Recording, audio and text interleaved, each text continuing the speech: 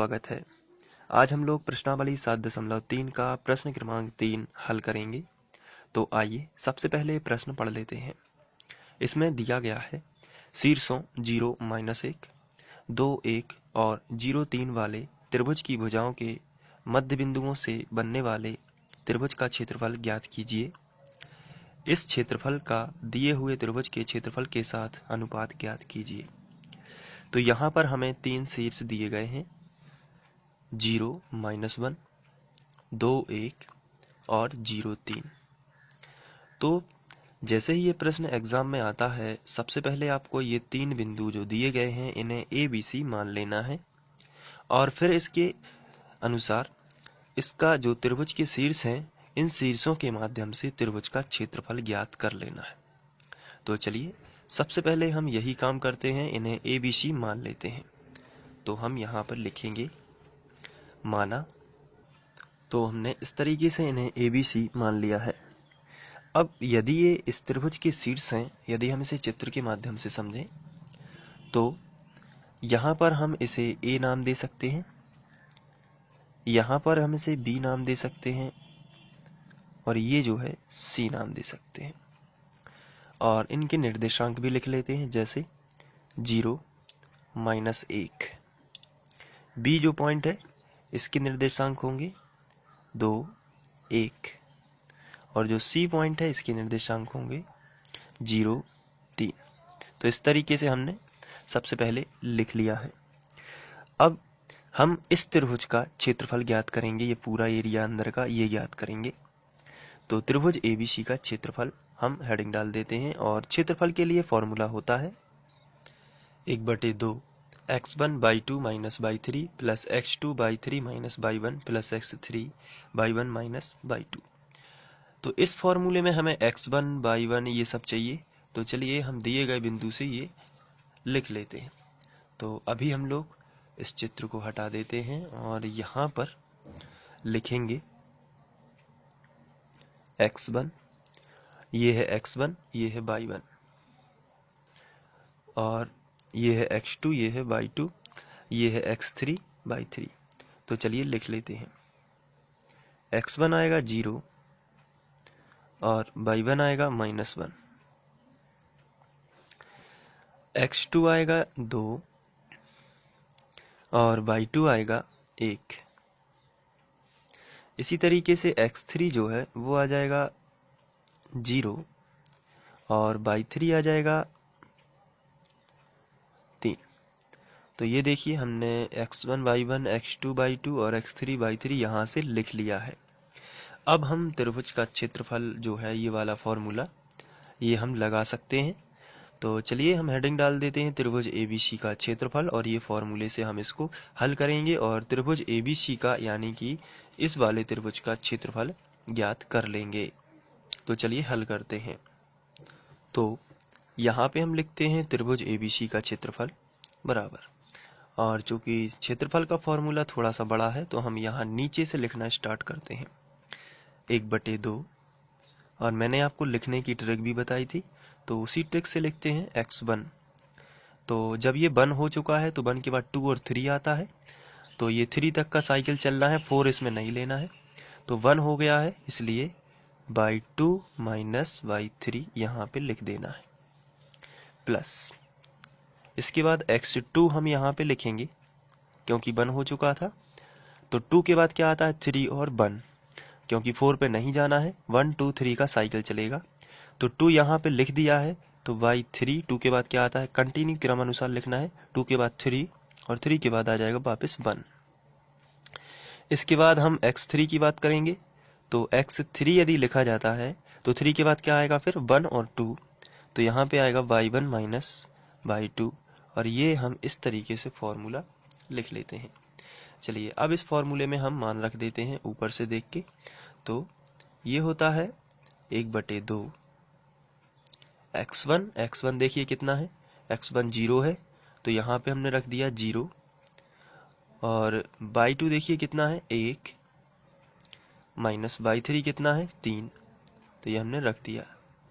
इसके बाद x2 की बात करते हैं। x2 कितना है 2, देखिए आप यहाँ पे x2 कितना है 2 और इसके बाद y3 कितना है, y3 देखिए कितना है 3, तो यहाँ पे आएगा 3 माइनस y1 देखिए कितना है -1, लेकिन माइनस फॉर्मूले में पहले से लगा है और -1 ये है तो माइनस माइनस क्या हो जाएगा +1। इसके बाद आता है x3 कितना है 0, तो यहाँ पे आ जाएगा 0। इसके बाद आता है y1 माइनस y2, तो y1 माइनस y2 है यानी y1 कितना है -1 माइनस y2 कितना है 1। तो ये देखिए इस तरीके से हमने इसको लिख लिया है। अब इसको सॉल्व कर लेते हैं। तो 1/2 ज्यों का त्यों, 0 का गुणा इन सब में होगा तो ये सब 0 हो जाएगा, प्लस 3 और 1 जोड़ेंगे तो कितना आएगा 4, और 4 दूनी 8 हो जाएगा, और प्लस इसी तरीके से 0 ये है गुणा करेगा तो सब 0 हो जाएगा। आगे बढ़ते हैं तो आएगा 1/2 गुणित, केवल यहाँ 0 का कोई मतलब नहीं है, यहाँ भी 0 का कोई मतलब नहीं है तो 8 बचेगा, तो 2 चौके आ जाएगा 8, तो आंसर आएगा 4 वर्ग इकाई। तो ये जो है बड़े त्रिभुज का क्षेत्रफल है 4 वर्ग इकाई, यानी कि त्रिभुज ABC का क्षेत्रफल। तो हम यहाँ पे लिखेंगे, अतः त्रिभुज ABC जो है, त्रिभुज ABC का क्षेत्रफल जो हमने निकाला है वो है 4 वर्ग इकाई। अब हमें क्वेश्चन को आगे पढ़ना है। क्वेश्चन में लिखा है कि शीर्षों 0-1, 2, 1 और 0-3 से बनने वाले त्रिभुज की भुजाओं के मध्य बिंदुओं से बनने वाले त्रिभुज का क्षेत्रफल ज्ञात कीजिए। तो अब हमें मध्य बिंदुओं से जो त्रिभुज बन रहा है उसका भी क्षेत्रफल ज्ञात करना है, क्योंकि बड़े त्रिभुज का और दिए हुए त्रिभुज के लिए क्षेत्रफल तो ये हमने निकाल लिया है, 4 वर्ग इकाई जो आया है। अब हमें इस चित्र में देखना है और त्रिभुज की जो भुजाओं के मध्य बिंदुओं से बनने वाले त्रिभुज, तो देख लेते हैं त्रिभुज की जो भुजाएं हैं। ये यदि त्रिभुज है तो इसकी कौन कौन सी भुजाएं हैं जो मध्य बिंदु को मिलाएंगे तो कौन सा त्रिभुज बनेगा, ये देखना है। देखिए AB भुजा का मध्य बिंदु हम यहाँ पे ये मान लेते हैं, और AC भुजा का मध्य बिंदु हम ये मान लेते हैं, और BC भुजा का मध्य बिंदु हम यहाँ पर ये मान लेते हैं।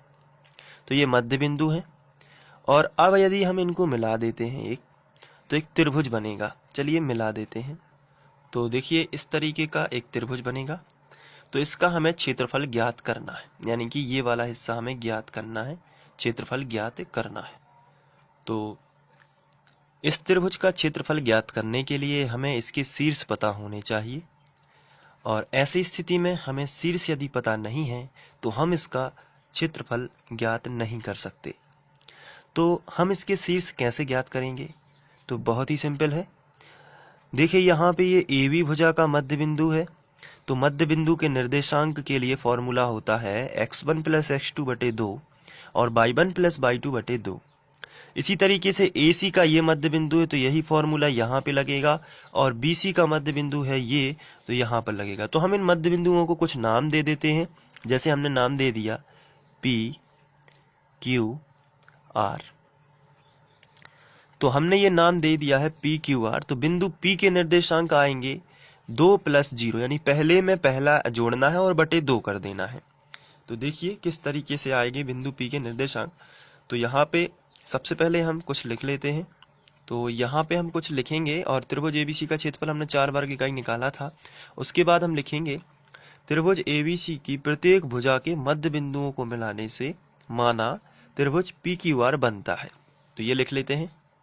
तो इस तरीके से हमने भाषा लिखी हुई है, त्रिभुज ABC की प्रत्येक भुजा के मध्य बिंदु को मिलाने पर माना त्रिभुज PQR बनता है। ये देखिए ये त्रिभुज ABC है, तो ABC की जो मध्य बिंदु है प्रत्येक भुजा के मध्य बिंदु को मिलाने पर माना त्रिभुज PQR बनता है। तब बिंदु P के निर्देशांक, बिंदु Q के निर्देशांक और बिंदु R के निर्देशांक। तो तब लिखेंगे बिंदु P के निर्देशांक। तो हमने हेडिंग डाल दी बिंदु P के निर्देशांक। तो बिंदु P के निर्देशांक क्या होंगे ये डिसाइड करेंगे उनके सामने वाले बिंदु। तो चलिए देख लेते हैं बिंदु P के निर्देशांक हम यहाँ पे लिखने वाले हैं। तो यहाँ पे लिखा जाएगा भुज, यहाँ पे लिखा जाएगा कोटि। तो देखिए क्या है, तो x1 प्लस x2 बटे 2 फॉर्मूला और y1 प्लस y2 बटे 2 लगा देते हैं। पहला जोड़ देते हैं, यहाँ पे पहले में पहला जोड़ देते हैं और बटे 2 करेंगे, और दूसरे में दूसरा जोड़ देते हैं, बटे 2 करेंगे। बस सिंपल हो गया। तो 2 प्लस 0 बटे 2 कॉमा 1 प्लस -1, तो 1 जब प्लस करने जाओगे -1 को तो -1 ही आएगा और बटे आ जाएगा 2। ये देखिए, 1 में जब आप 1 जोड़ोगे वो भी माइनस का, तो -1 ही होगा, बटे 2। ये हो गया बिंदु P के निर्देशांक। इसको आगे शॉर्ट करोगे आप तो ये 0 का कोई मतलब नहीं आती, 2 में 0 जोड़ोगे तो 2 ही आएगा। तो 2 बटे 2 और 1 में से 1 चला जाएगा तो 0 बटे 2 आएगा। तो 2 और 2 कैंसिल, तो यहाँ पे बचेगा 1, 2 एकम 2, 2 एकम 2, तो 1 ही आएगा। और 0 बटे 2, 0 के बटे में कोई भी संख्या हो उसका मतलब 0 ही होता है। तो यहाँ पर बिंदु P के निर्देशांक आपको मिलेंगे 1 और 0।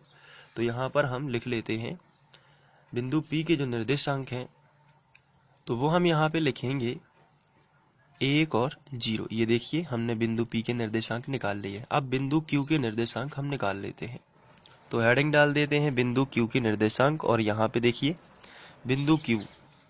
तो ये जो बिंदु Q है, इन दोनों का योग बटे 2 और इन दोनों का योग बटे 2 करेंगे। तो चलिए कर देते हैं। पहले में से पहला जोड़ेंगे तो 0 प्लस 0 बटे 2 आएगा, और दूसरे में से दूसरा जोड़ देंगे तो -1 प्लस 3, ये दोनों जोड़ दिए और बटे में आ गया 2। तो अब हमने इसके निर्देशांक निकालना स्टार्ट कर दिया है।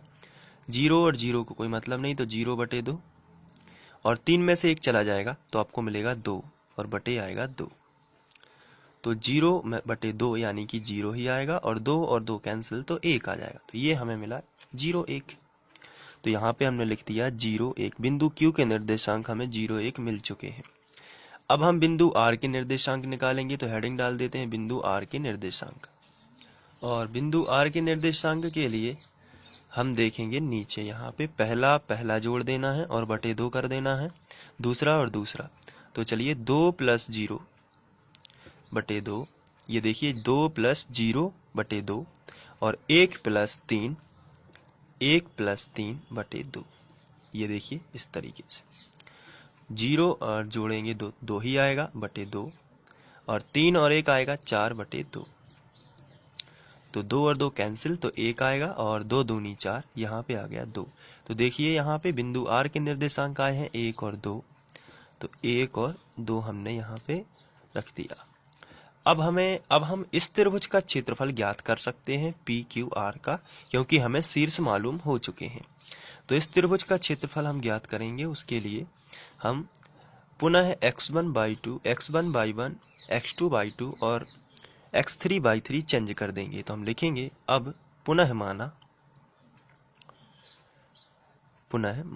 ये देखिए यहाँ पे अब x1/1 ये सब चेंज हो रहे हैं, पहले थे ये वाले, अब ये वाले होंगे। तो x1 ये हो जाएगा, बिंदु P के निर्देशांक जो हैं उस हिसाब से पहले हम लिखेंगे x1। बिंदु P के निर्देशांक कितने हैं 1, तो x1 कितना हो गया 1, और y1 कितना हो गया 0, क्योंकि बिंदु P के निर्देशांक है x1/1। अब हम x2 देख लेते हैं कितना है। तो बिंदु Q, तो 0 x2 है, 0, और y2 कितना है, ये 1 है। x3 बताइए, x3 कितना हो जाएगा, x3 ये है 1, और y3 कितना हो जाएगा 2। ये देखिए हमने पुनः x1 ये इसलिए माना है ताकि हम त्रिभुज का फॉर्मूला जब लगाएंगे तो त्रिभुज का सूत्र होता है इस तरीके का, तो इसमें हम कम से कम मान तो रख पाएं। तो चलिए अब हम लिख लेते हैं त्रिभुज PQR का क्षेत्रफल। तो हम हेडिंग डालेंगे यहाँ पे त्रिभुज PQR का क्षेत्रफल।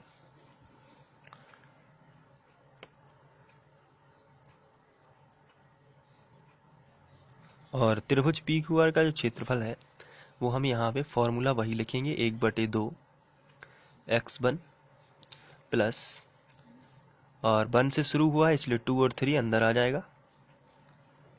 इसके बाद x2, तो 2 पर शुरू खत्म हुआ है इसलिए 3 और 1 आ जाएगा।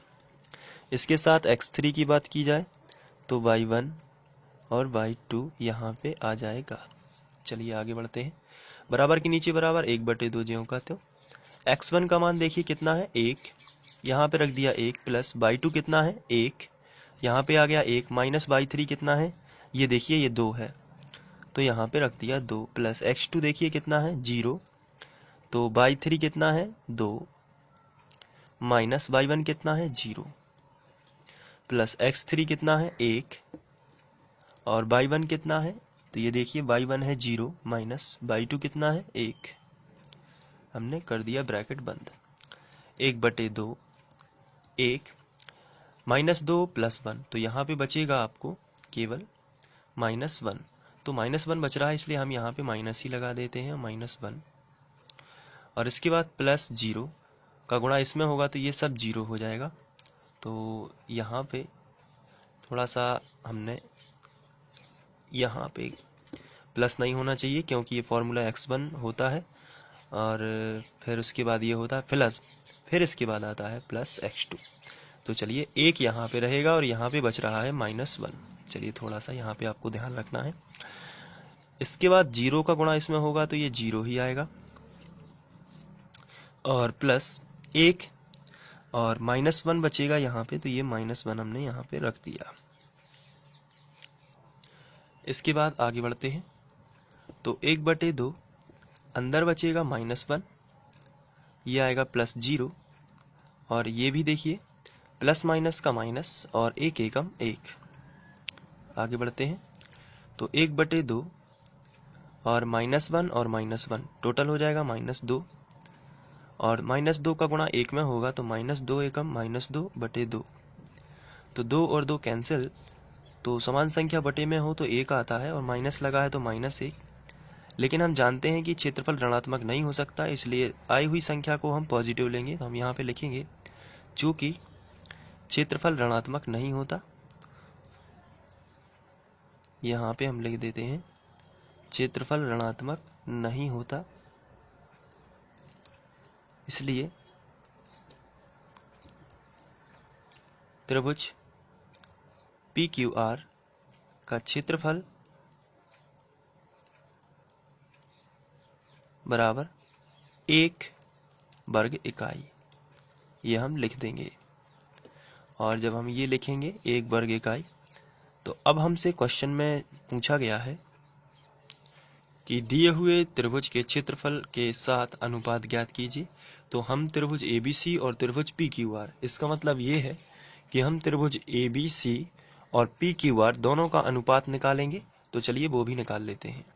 तो त्रिभुज ABC का क्षेत्रफल आया है 4 और त्रिभुज PQR का क्षेत्रफल आया है 1, तो अभिष्ट अनुपात आएगा 4:1। इस हिसाब से यदि आप ABC को पहले लेते हो तो 4:1 आया, और यदि आप इसको पलट के लिखोगे तो 1:4 भी आ सकता है। तो ये दोनों आंसर ठीक है, क्योंकि त्रिभुज ABC को ऊपर लिया है तो 4 और त्रिभुज PQR छोटा है इसलिए आएगा 1। तो इस तरीके से अभिष्ट अनुपात आ गया है 4:1। या फिर आप इस तरीके से लिख लीजिए त्रिभुज PQR का क्षेत्रफल ऊपर, इसको ऊपर और ये नीचे, तो ये 1:4 यानी कि 1:4 आ जाएगा, 1/4 यानी 1:4।